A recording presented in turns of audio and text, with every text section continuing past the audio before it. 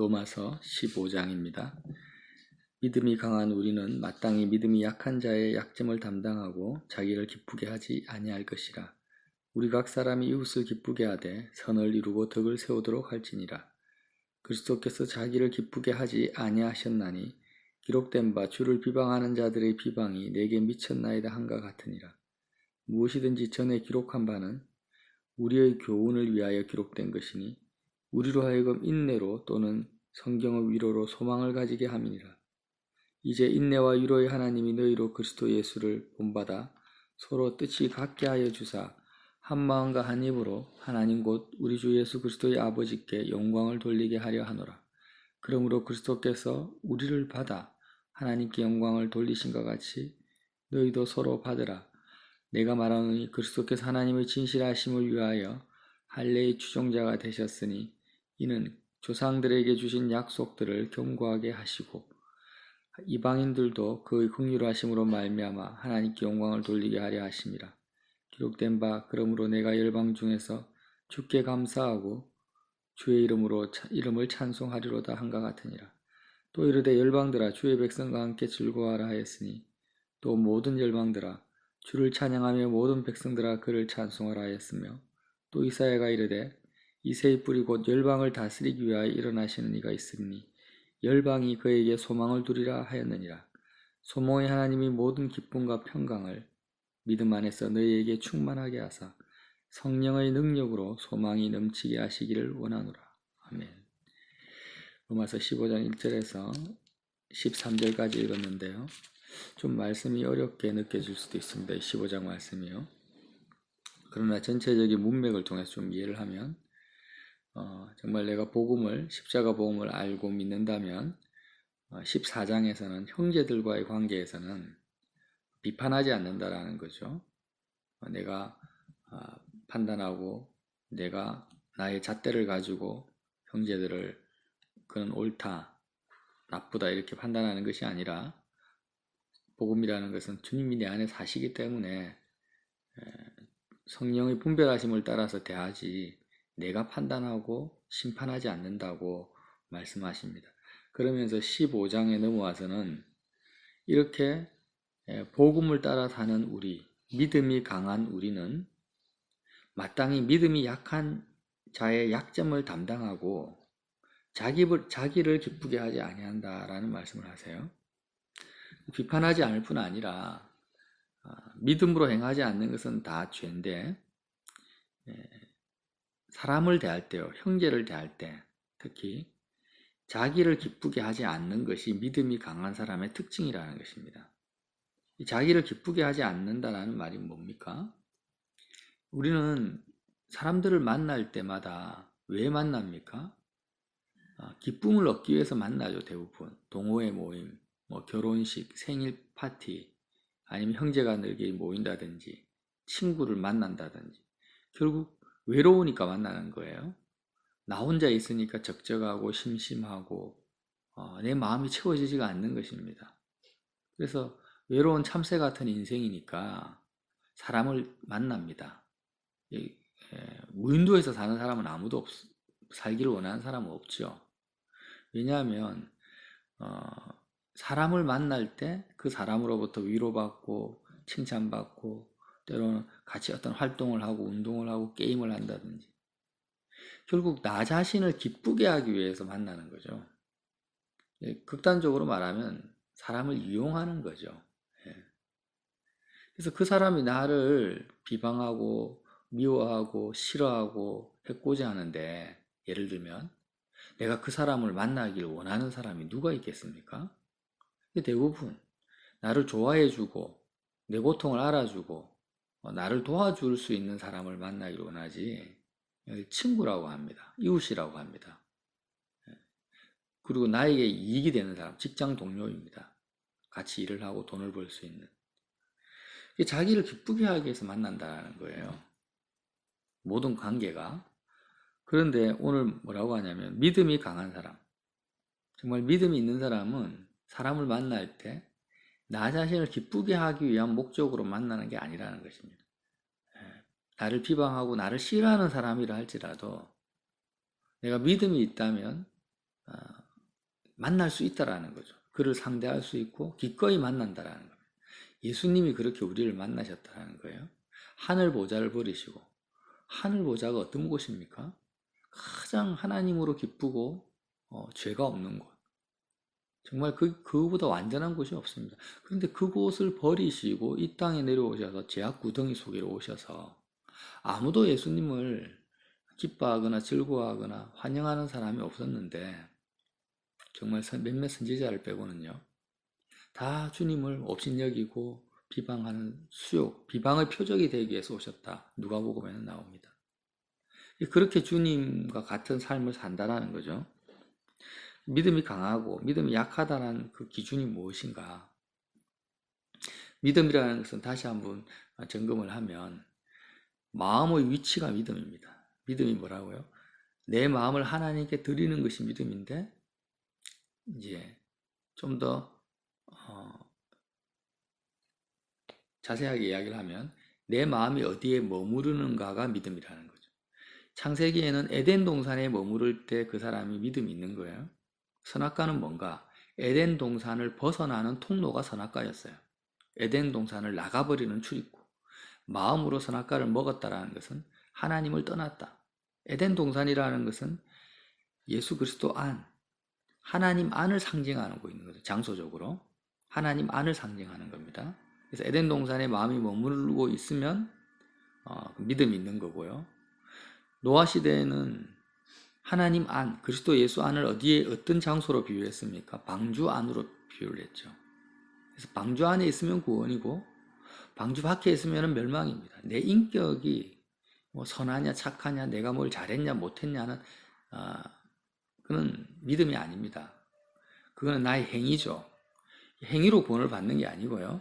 아담 때에도 믿음으로 구원을 받았는데 마음이 에덴 동산 안에 있으면, 그리스도 예수 안에 있으면 구원이요, 마음이 그리스도 밖에 있으면 죽음입니다. 노아 때도 방주 안에 있으면 구원이요, 방주 바깥에 있으면 죽음입니다.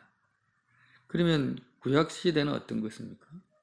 성막과 성전 안에 있으면 하나님 안에 있는 것이고, 마음이요, 마음이 성막과 성전이 예수 그리스도 안으로 표현되는 겁니다. 그 성막과 성전 바깥에 있으면 그 믿음이 없는 거예요. 신약에는 이 모든 것, 에덴 동산이나 방주나 성막과 성전을 완성시키신 분, 예수 그리스도 안에 있으면 믿음이 있는 거예요. 그래서 믿음이 강한 우리는 어떤 말이냐? 내가 몸은 회사에 있든 가정에 있든 화장실 안에 있든 길에 있든지 간에 믿음이 강하다는 것은 그의 마음이 항상 그리스도 예수 안에 머무르는 그 범위가 많은 사람을 말하는 겁니다. 마음이 항상 예수 그리스도 안에서 벗어나지 않는 그 범위가 시간이 많은 사람이 믿음이 강한 사람이고, 믿음이 약한 사람은 어떤 사람입니까? 예배당에서 예배 드릴 때는 주님을 막 붙들다가 예배 시간 끝나면은 또 마음이 자녀에게 가고 돈에 가고 사람들에게 가버리는 거예요. 그리스도 바깥에서 막 몸이 아프면 내 몸 아픈데 마음이 다 빼앗겨버리고, 누가 나에게 뭐라고 하면 그 사람의 말에 내 마음이 다 빼앗겨버리고, 내가 뭘 살다가 넘어지거나 잘못하면 또 마귀 참소 속에 또 다 들어가 버립니다. 빨리빨리 십자가를 통해서 그리스도 예수 안으로 들어오지를 못하는 거예요. 그래서 이 믿음이 약한 사람들은 어떤 약점을 가집니까? 자꾸 예수님을 믿고 하나님을 따른다고 하지만 계속해서 마귀에게 휘둘리는 거예요. 죄의 올무에 갇혀버립니다. 세상 욕심에 갇힙니다. 그래서 믿음이 약한 사람들의 약점이 있다라는 거죠. 그런 약점들을 담당하는 사람. 그래서 우리는 약한 사람의 약점을 담당해라, 자기를 기쁘게 하지 마라, 이런 말씀, 어떻게 보면 계명이죠. 계명인데 이제는 우리가 복음적 사고를 가지고 이런 계명들을 접해야 된다고 말씀을 나눴습니다. 복음적 사고라는 게 뭐냐? 성경에서 뭘 하라 이러면 자꾸 내가 해야 된다라는 생각을 가지면 복음적 사고가 아닙니다. 율법적 사고죠. 내가 행동의 주체가 되니까. 복음서에 나오는 모든 하라는 계명은 어떻게 이해를 해야 됩니까? 내가 하는 것이 아니라 내 안에서 예수님이 사시는 것으로 이해를 해야 된다는 거예요. 그게 복음적 사고라는 겁니다. 그래서 자꾸 바울 사도나 예수님이 용서해라, 사랑해라, 감사해라, 기뻐해라 이렇게 말씀을 하실 때 주님이 내 안에서 사실 수 있도록 내가 십자가를 바라보고 그리스도와 연합해야 된다라는 데 더 집중을 해야 된다는 거예요. 자꾸 예수님 안에 거하는 믿음으로 행할 것을 생각지 않고 예수님 안에 거하는 것을 생각지 않고 자꾸 내가 해야 된다 하고 부담을 느끼고 있다면 복음적 사고가 아니라 율법적 사고로 지금 받아들이고, 그런데 저도 경험상으로 보면 이렇게 복음적 사고로 계명을 이해하고 받아들이는 것이 쉽게 되지 않습니다. 왜냐하면 우리의 본능은 자꾸 율법을 쫓아가고 행위를 쫓아가게 돼 있거든요. 그러니까 이제는 좀 의지적으로 바꿔야 돼요. 자기를 기쁘게 하지 마라. 그래, 내가 나의 기쁨을 위해서 만나면 안 되지. 이로 끝나버리면 율법적 사고가 되는 거예요. 그러지 말고, 그래, 자기를 기쁘게 하지 않은 사람은 누구밖에 없습니까? 예수님밖에 없어요. 우리는 본능적으로 죄인이기 때문에 누구를 만나도 나의 본능은 나를 기쁘게 해줄 사람을 만나고 싶은 거예요. 그러니까 자기를 기쁘게 하지 마라. 이 말씀을 읽을 때, 내 안에서 그리스도께서 더 사실 수 있도록 내가 주님과 가까워져야 되겠구나. 이렇게 적용을 하라는 겁니다. 그래서 오늘도 말씀을 하지 않습니까? 3절에 그리스도께서도 자기를 기쁘게 하지 아니하셨나니 기록된 바 주를 비방하는 자들의 비방이 내게 미쳤나이다 한과 같으니라. 말씀이 조금 어렵죠. 예수님이 자기를 기쁘게 하지 아니하셨다는 건 이해가 됩니다, 이제. 그런데 기록된 바 주를 비방하는 자들의 비방이 내게 미쳤다 한과 같다. 이 무슨 말입니까? 주님이 자기 자신을, 주님을 비방하는 이 죄인들을 만났다라는 거예요. 이게 비방이 미쳤다라는 게. 특별히 죄인들을 자기를 기쁘게 하지 않고 하나님 아버지의 뜻을 따라서 자신을 모독하고 수욕을 주고 비방하는 사람들을 끌어안으셨다라는 거예요. 하나님 아버지를 기뻐함으로 말미암아, 하나님 아버지의 뜻을 더 기뻐함으로 말미암아. 그래서 가장 예수님이 비방받으신 장소가 어디냐면 십자가라는 것입니다. 그 십자가에서 주님이 멸시와 수욕을 당하셨다는 것입니다. 그 십자가가 뭡니까? 주님이 자기 자신을 기쁘게 하지 아니하는 삶의 가장 최고봉이라는 거예요. 그 말씀이 3절 말씀입니다. 그래서 무엇이든지 전에 기록된 바는, 저는 성경을 말합니다. 구약 성경 특별히. 무엇이든지 성경에 기록된 목적, 그것은 뭐냐? 우리의 교훈을 위하여 기록된 것이니. 우리에게 어떤 교훈을 주기 위해서 기록된 거라는 거예요. 왜? 어떤 교훈입니까? 우리로 하여금 인내로 또는 성경의 위로로 소망을 가지게 함이니라. 성경의 위로로 소망을 갖다. 사람들로부터 오는 위로와 사람들이 나를 기쁘게 하는 그런 눈에 보이는 세상이 주는 위로, 세상이 주는 기쁨으로 내 마음을 가게 하기 위해서 성경에 기록된 게 아니라는 거예요. 사람들은 다 그렇게 살아요. 그런데 무엇이든지 성경에 기록한 그 말씀의 그 교훈의 목적이 뭐냐?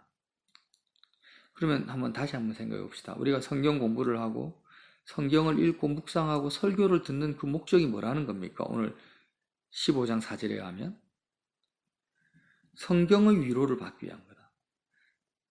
성경으로부터 내가 기쁨과 말씀으로부터 소망을 갖기 위한 거라는 것입니다. 그런데 성경을 읽고 신앙생활을 한다고 하면서 계속해서 사람이나 세상으로부터 내 마음을 채우려고 하고 기쁨을 얻으려고 하면 성경이 기록한 목적과는 전혀 다른 방향의 삶을 살아가고 있다는 겁니다.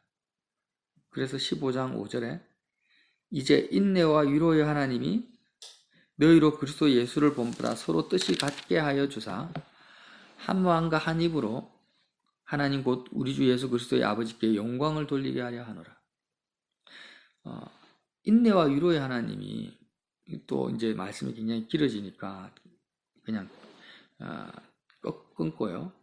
이제 결론이 뭐냐면은 하나님 아버지께 영광을 돌리게 하기 위한 것이 성경에 기록된 목적이라는 거예요. 어떻게요? 모든 형제들이 한 마음과 한 입으로. 영광이라는 것이 뭐냐? 다시 한번 정리를 하면 우리가 하나님께 영광을 돌린다. 올림픽 금메달 따고 헌금을 많이 해서 돌리는 게 아니죠. 그 영광을 돌린다라는 것은 내 마음에서 가장 내 마음의 기쁨의 대상이 하나님 아버지가 되시는 상태가 영광입니다. 그래서 내 마음이 돈이 제일 기쁘다면 돈에게 영광을 돌리는 것이고 내 자녀가 제일 예쁜 거예요. 자녀가 제일 기쁘다면 자녀에게 영광을 돌리고 있는 상태입니다. 지금 내 마음이 무엇이 가장 내 마음에 기쁨을 주고 있는가? 그 대상이 하나님 아버지가 되고 있는 상태. 그 상태가 하나님께 영광을 돌리고 있는 상태라는 거예요. 그래서 한 마음과 한 입으로 나도 그렇고 형제도 그렇고 자매도 그렇고 우리가 다 이 형제를 볼 때도 이 형제의 가장 큰 기쁨이 하나님이에요. 나 자신을 볼 때도 그렇고 이 상태가 한 마음과 한 입으로 영광을 돌리게 하기 위해서 성경이 기록되어 있다는 것입니다. 그런데 어떻게 우리의 가장 큰 기쁨과 만족이 하나님 아버지가 될 수 있습니까? 성경의 복음을 통해서 알 수 있는 그런 상태가 된다는 거죠. 그래서 7절에 그러므로 그리스도께서 우리를 받아 하나님께 영광을 돌리신 같이 너희도 서로 받으라. 이게 무슨 말입니까? 우리는 죄인입니다. 우리는 하나님을 기뻐하지 않습니다. 우리는 돈을 기뻐하고 명예를 기뻐하고 부귀영화를 기뻐하는 세상을 좋아하는 사람들이에요. 그러니까 예수님께서 우리를 받으셨다라는 것은 믿음이 연약한 우리를 받으셨다라는 거죠. 마음을 하나님께 드리지 않고 하나님 안에 거하지 않고 세상에 들어가 있는 우리를 만나 주셨다라는 거예요. 비방과 수욕과 멸시와 모욕을 받으시면서까지 십자가에서 죽으시면서까지 그리스도가 우리를 만나 주시고 우리의 죄와 허물을 담당해 주셨다라는 거예요. 그렇게 그리스도께서 믿음이 연약한 우리를 받아 주셔서 어떻게 하셨습니까? 하나님 아버지께 영광을 돌리셨다. 이게 무슨 말이냐면 자 보세요. 내가 지금 나를 좋아하고 나에게 잘해주는 사람을 만난다는 것은 어려운 일이 아닙니다. 그거는 당연히 예수 믿는 사람이나 안 믿는 사람이나 다 만나죠. 너희를 사랑하는 자를 사랑하면 무슨 상이 있으리요? 이방인도 그와 같이 한다는 거예요. 그런데 내가 만나기 껄끄럽고 만나기 힘든 사람을 만나려면요 어쩔 수 없이 만나는 것이 아니라 예수님처럼 자원함으로 만나려면은 어떤 조건이 내 마음속에 이루어져야 되냐면 반드시 이 조건이 이루어져야만이 그게 가능합니다. 내 마음이 이미 하나님으로 기뻐야 된다는 거예요. 더 이상 부족함이 없을 정도로 내 마음의 공백이 하나님으로 가득 채워져 있어야 되고 우리가 밥을 먹으면 배고픈 상태에서는 항상 밥을 먹고 싶죠. 그런데 배가 부르면은 어떻게 합니까? 야, 너 먹어라. 당신 먹으세요. 이렇게 섬기게 됩니다. 그런 것처럼 내가 나를 기쁘게 하지 아니하고 믿음이 약한 형제를 섬기고 만나려면은 어떤 조건요? 예수님은 하나님 아버지로 항상 배부르신 분입니다. 그것처럼 내가 그리스도를 통해서 하나님께 영광을 돌리고 있는 상태가 돼야 된다는 거죠. 예수님이 하나님께 영광을 돌리고 있는 상태죠. 하나님을 기뻐하고 즐거워하는 상태가 될 때 나를 비방하고 나를 미워하고 나를 이용해 먹는 사람조차도 어떻게 합니까? 내가 그를 받아들일 수 있다는 거예요. 그를 만날 수 있고 섬길 수 있다는 겁니다. 이렇게 하는 것이 또 어떤 상태입니까? 하나님께 영광을 돌리는 겁니다. 이 영광에서 영광으로 나아가는 거예요. 다시 정리하자면 우리가 항상 십자가에서 세상 영광에 대해서 죽어버리고 세상으로 내 마음을 채우고 기뻐하고자 하는 상태가 죽어버리고 하나님으로 기쁘고 만족할 때 내 마음이 채워질 때 우리는 믿음이 연약한 사람, 우리를 비방하는 사람조차도 기꺼이 만날 수 있는 마음의 상태가 됩니다. 그렇게 그들을 만날 때 주님이 어떤 일을 하십니까? 우리를 통해서 그리스도를 통해서 우리로 하여금 하나님의 영광을 알게 하셨듯이, 하나님의 기쁨을 알게 하셨듯이, 나를 통해서, 예수님이 나를 통해 사시는 거예요.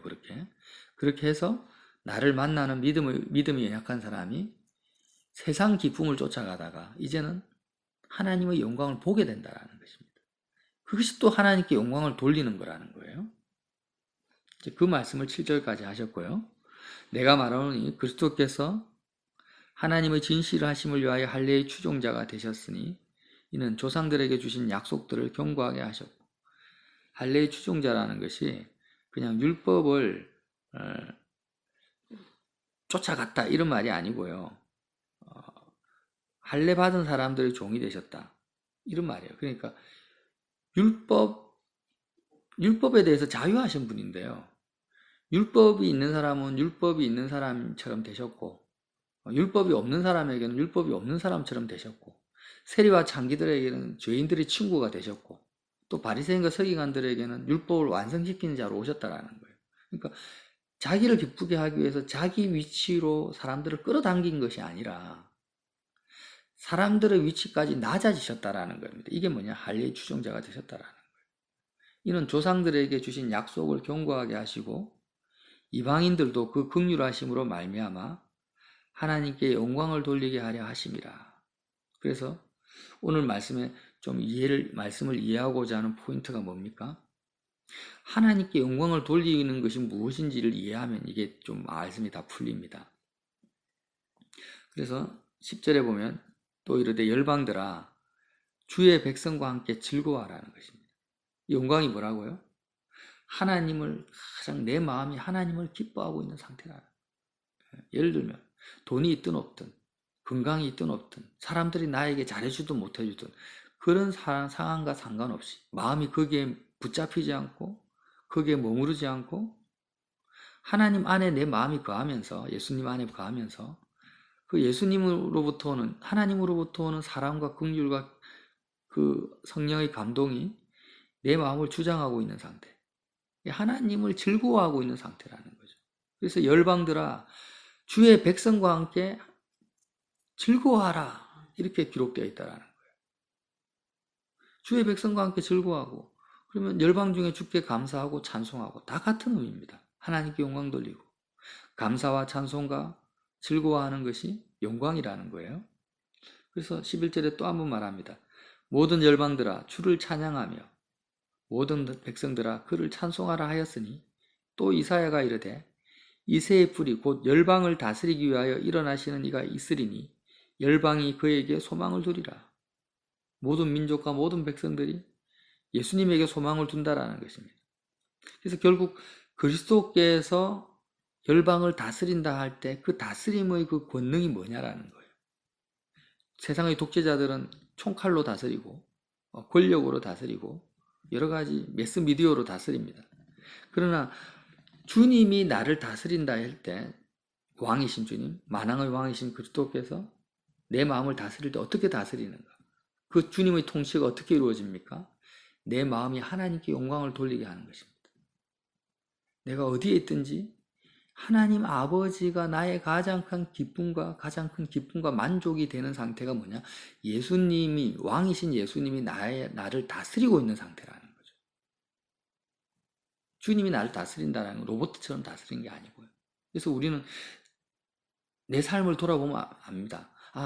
내가 지금 종교적으로 예배를 드리고 있다. 그냥 찬송을 부르고 있다. 성경을 읽고 있다. 그러면 예수님이 나를 다스리는 상태가 아닙니다. 그렇다고 해서 과정일 뿐이죠. 내가 성경을 읽고 예배를 드리고 있지 않다 할지라도, 내가 길을 가고 있다 할지라도, 또 내가 영업을 하고 있다 할지라도, 돈을 벌고 있다 할지라도 내 마음이 지금 무엇으로 기뻐하며 하나님만이 나의 가장 큰 기쁨의 대상이 되는 상태라면, 영광을 돌리고 있는 상태라면 바로 그리스도가 나의 왕이 되신 상태, 내 삶을 다스리고 있는 상태라는 것입니다. 아무것도 두려워할 것이 없죠. 그렇게 주님이 나를 다스리고 하나님이 나의 기쁨이 된 상태를 또 다른 말로 어떻게 표현합니까? 소망이라고 표현해요. 소망. 믿음, 소망, 사랑이죠. 정리를 합니다. 믿음은 내 마음이 머무르는 내 마음의 위치가 믿음이에요. 내 마음이 어디에 있느냐를 보면 내가 믿음이 있는지 없는지를 알 수 있고, 내 마음이 어디에 오래 머무르고 있는지를 보면 내 믿음이 강한지 약한지를 알 수가 있습니다. 여기까지는 이해가 되시죠? 그럼 소망은 무엇인가? 내 마음이 하나님 안에 오래 머무르고 있을 때 어떻게 됩니까? 하나님으로부터 오는 평강과 기쁨이 충만해집니다. 오래 머무르는 그 정도가 범위가 커지면 커질수록 그렇게 하나님을 향한 기쁨과 만족이 커진 상태가 뭐냐면 소망이라는 겁니다. 그래서 13절에 소망의 하나님이 모든 기쁨과 평강을 믿음 안에서 너희에게 충만하게 하신다라는 거예요. 소망이 뭐라고요? 믿음이 강한 것. 하나님 안에 오래 머무를수록 하나님으로부터 오는 기쁨과 평강이 커진 상태가 소망이라는 거예요. 소망의 하나님이 모든 믿음과 평강을 믿음 안에서 너희에게 어떻게 한다고요? 충만하게 하사 성령의 능력으로 소망이 넘치게 하시기를 원하노라. 세상 사람들은 소망은 그냥 희망사항을 소망이라 합니다. 일반적으로 세상적인 개념에서는 좀 내가 부자가 됐으면 좋겠다. 지금은 너무 가난해요. 가난하니까 내가 좀 부자가 됐으면 좋겠다라는 걸 소망이라고 하는데 그게 아니에요. 성경에서 말하는 소망은 그게 아닙니다. 그게 아니고 내가 지금 천국에 들어가진 않았어요. 몸이. 그리고 하나님을 눈으로 보지는 못했어요. 그렇지만 내 마음에는 모든 기쁨과 평강이 충만하게 채워지는 상태가 소망이라는 거예요. 근데 왜 소망이라고 하느냐? 아직 하나님을 만나보지 못한 상태고, 그죠? 내가 아직 온전히 천국에 들어간 상태가 아니니까 소망이라는 표현을 쓰는 거예요. 그렇지만 성경에서 말하는 소망은 말 그대로 내 마음이 천국을 누리고 있는 상태를 말하는 것입니다. 이 상태가 어떻게 가능하냐? 성령의 능력으로 가능하다는 것입니다. 성령이 어떤 역할을 합니까? 우리 마음속에 소망이 충만하게 하는 것이 성령의 능력입니다. 놀랍죠? 초대교회 성도들이 사자밥이 되면서 그의 마음속에는 그 골로새움이나 순교를 하면서까지 소망이 충만한 것입니다. 죽음 앞에서 기쁨과 평강이 충만한 거예요. 소망이 충만하다라는 거예요. 순교자들이. 그게 어떻게 가능하냐? 성령의 능력으로 가능하다는 것입니다. 그래서 우리는 성경은요, 오늘 로마서 15장이 주시는 말씀은 믿음이 강하고 약하고의 기준을 어디에 두고 있습니까? 은사가 있다. 귀신을 쫓아내는 능력이 대단하다. 이적과 기사가 나타나는 데 두고 있지 않습니다. 믿음이 강하다라는 것을 그런 데 두고 있지 않아요. 또 어떤 큰 업적에 두고 있지도 않습니다. 큰 교회를 세웠다. 직분에 두고 있지도 않습니다. 아주 당회장 목사님이 됐다. 그런 것도 장로다. 이것도 두지 않고 믿음이 강하다라는 것은 결국에는 믿음이 약한 형제를 얼마나 감당하느냐에 두고 있다라는 거죠. 자기를 기쁘게 하지 않는 데 두고 있다라는 거예요. 그러니까 그 사람이 무엇으로 말미암아 즐거워하고 기뻐하는지를 보면 그 사람의 믿음이 강한지 약한지를 알 수 있다라는 거예요. 그 잣대가 여기에 있다라는 거예요. 그 사람이 사람들 안에서도 마찬가지, 교회 안에서도 마찬가지죠. 목사님들이 교회가 양적으로 부흥이 되고 성도들이 자신에게 충성 봉사를 하고 자기한테 잘해주는 것으로 목사님들이 기뻐한다면 기뻐할 수도 있는데 그것만으로 기뻐한다면 반대의 상황을 보자는 거죠. 예수님처럼 비방의 표적이 될 때 사람들로부터 인정받지 못하고 외면당하고 오해받고 곡해받을 때 특히 성도들로부터 믿음이 강한 목사님이라면 그것에 연연하지 않을 것이고 오히려 그런 비방들을 받아들일 거라는 거예요. 그걸 통해서 영광을 돌릴 거라는 거죠. 근데 거기에 역반응을 일으키는 거예요. 못 견뎌야 하는 것입니다. 분통 터져하고 억울해하고 힘들어하고 복수하고 표적 설교를 하고 막 이런 식으로 나타난다면 이게 믿음이 강한 게 아니죠. 그래서 이제 그 믿음은 뭐냐? 자기를 기쁘게 하지 않는 것이다. 굉장히 중요한 믿음의 잣대 아닙니까? 그리고 나 자신을 점검할 수 있는 그런 잣대라는 것입니다. 그리고 그렇게 하나님을 기뻐할 때 나타나는 영광이 뭡니까? 소망이라는 것입니다. 그 소망이 어떻게 나타납니까? 성령의 능력으로 나타난다는 것이죠.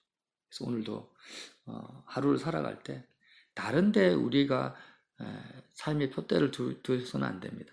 다른 것에, 다른 데 목적성을 두면 안 됩니다. 우리의 마음을 에덴 동산 안에, 방주 안에, 성전 안에, 그리스도 예수 안에 둬야 됩니다. 거기에 우리의 마음을 두는 것이 믿음이죠. 그 믿음을 둘 때 우리는 기뻐할 수 있다는 거예요. 그래서 마귀가 계속 꼬셔요. 에덴 동산에서 뱀이 꼬신 것처럼 우리에게 계속 꼬십니다. 야, 너 이것 가져봐. 그러면 기쁠 거야. 아니, 너 이 사람 만나봐. 그러면 기쁠 거야. 이 사람은 만나지 마. 그러면 너는 엉망이 돼. 마귀가 속삭여요. 그런데 십자가는 그 마귀의 모든 속삭임과 유혹과 정죄와 참소를 물리쳐버려요. 그리스도와 연합할 수 있다라는 거예요. 너무 이게 중요한 포인트죠. 저와 여러분이 오늘 하루도 오직 하나님만을 기뻐함으로 하나님께 영광을 돌리시는데 오늘 하루만의 표대를 두시기를 예수님 이름으로 빌어드립니다.